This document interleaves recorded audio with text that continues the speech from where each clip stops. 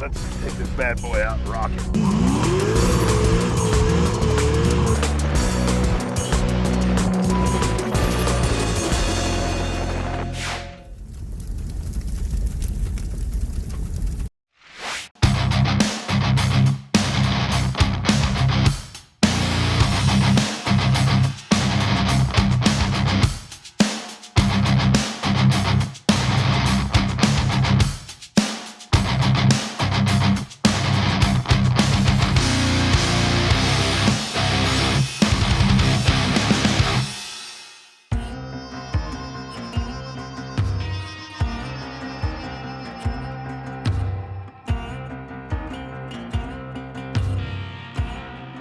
The GTX hardtop in its current state, it's just part of the collection.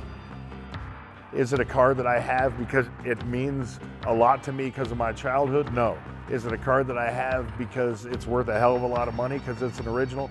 No. So, what have I done with the car for the past 10 years, 15 years since it's been in the collection? I haven't done anything with the car. Me getting into it and driving it this afternoon is gonna be probably the third time I've driven it in 15 years. The car's literally been one of those in a collection that's been shoved over in the corner, and I've said, okay, well, one of these days I'm gonna get to that car. One of these days I'm gonna do this to the car. Today is the damn day. So I'm gonna take it out, I'm gonna drive it, and then I'm gonna figure out what we're gonna do with it.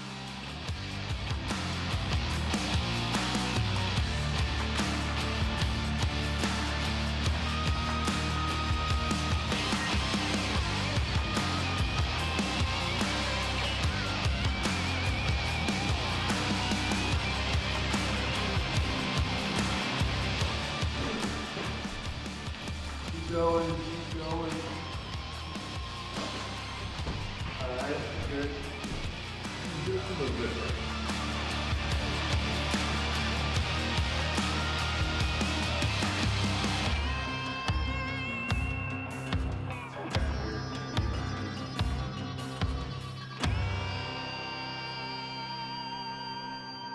Okay, in the famous Goldberg Garage walk around, I talked about the fact that every car in Goldberg's Garage has a story. This is a long one. The 1968 Plymouth GTX hardtop. You kind of got to go back a little bit to the first Mopar that I purchased that started my collection, and that was the 1968 convertible GTX 444 speed car. The whole story starts with that car.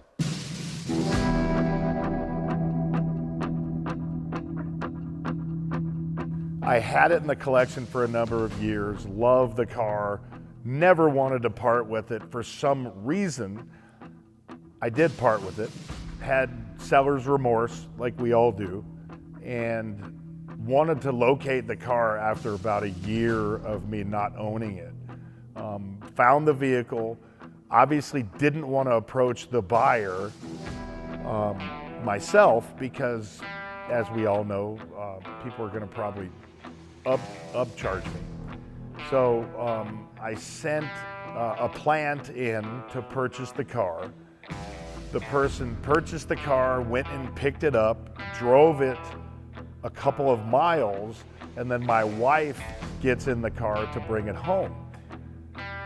As she's driving the car home, she stops at a stoplight, and a number of mice exited the vehicle via the dash, which means that they probably ran over my wife's feet as they got out. My wife is afraid of absolutely nothing except for mice. So that was a traumatic experience. So we got it back to the house, and we had heard that the car had been stored outside, which a convertible, whether it's in California or not, you don't want a car like that stored outside. It needed some work. So I decided to send the car off and get it completely restored. Nut and bolt restoration, taken down to the frame, taken down to the body, it's a unibody car, and then completely redone. So the car goes in for the restoration. It gets to the point of paint. The car is completely painted. But ironically, the shop goes out of business at that point. So I received the car back as a painted shell, complete, except for the fact that everything inside of the car was delivered to me in boxes. So the reason why I tell you this long story is because I wanted to take it upon myself to put this car back together. I had never restored a 68 GTX. I'd never restored a car before. So I searched high and low for a completely original 68 hardtop GTX to put right next to my convertible so that I could have an exact template from the factory to copy the rebuild of my GTX convertible.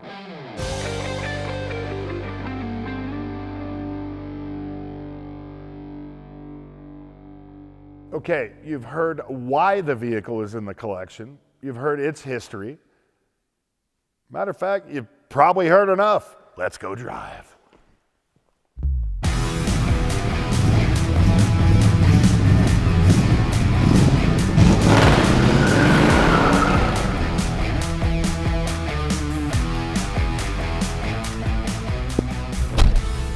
Okay, let's take this bad boy out for a ride. Let's do it. Well, I gotta fix this real quick here. What about me?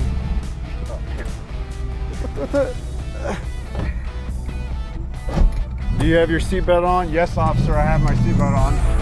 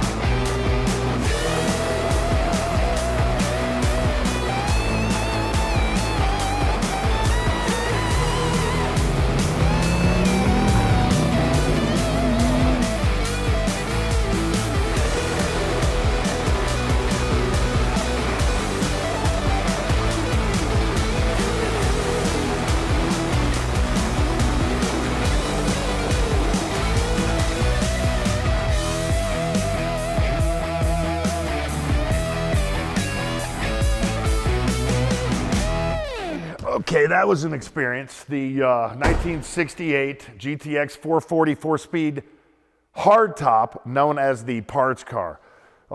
This is usually the time when I come in the garage and talk to Jackson about what we're gonna do to the car. I have a lot of ideas about this car and what I wanna do with it. To shake it down a little bit, you can't ask for a better ride and a more dependable vehicle, taking into consideration what this damn thing has been through, whether it's just sitting for 10 to 12 years in Southern California and not being run, or moved out to moved out to Texas area, sitting in the storage for 3 years there. The fact is, I would have to say, hands down, pre-1990, this is the most dependable vehicle in the collection. It's probably the least driven, the least cared for. I've actually scavenged parts off of it. As you see, the front grille and the rear fascia is gone. A bunch of the interior has been scavenged for the GTX convertible over there. This was an afterthought. Once I've driven it now for the longest period of time since I've owned it, I really like this car. Do I restore it and keep it in the collection, realizing it probably won't be worth that much money in the future? Or do I sacrifice it and turn it into a monster? Well, the latter is not gonna happen because I've got too much respect for these vehicles. They were only original once. So there's one guy that I'm gonna pick up the phone and call and ask his opinion. And I think he may have a good answer for me. Who's that guy? Mark Warman. Get ready. If you like what you saw today, like, subscribe, and comment to Goldberg's Garage.